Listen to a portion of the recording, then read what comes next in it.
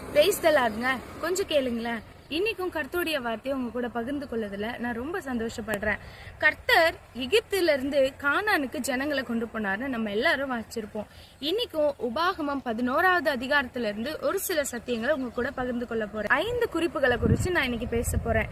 நீ விட்டு வந்த எகிப்து நீ சுதந்திரிக்கிற போகிற கானானை போல இருக்காதுன்னு சொல்லி கர்த்தர் சொல்லி இருக்கிறார் இல்லையா? அதாவது கானான் மீது கர்த்தருடைய கண்கள் நோக்கமா இருக்கிறது. 11வது அதிகாரத்துல இருந்து 5 குறிப்புகள் என்ன அப்படின்னா, நம்ம கர்த்தரை நம்ம முழு இருதயத்தோட அன்பு செய்யணுமா. Love with your full heart. அன்பு செய்யணும். 2வது, அவரை சேவிக்கணும். அவரை தவிர வேற எந்த தெய்வங்களையும், அதாவது தெய்வம் என்று குறிக்கப்படுகிற எதையுமே நம்ம வணங்க, இயேசு கிறிஸ்து தான் நமக்கு தெய்வம்னு சொல்லி அவரை சேவிக்கிற ஜனங்களா இருக்கணுமா.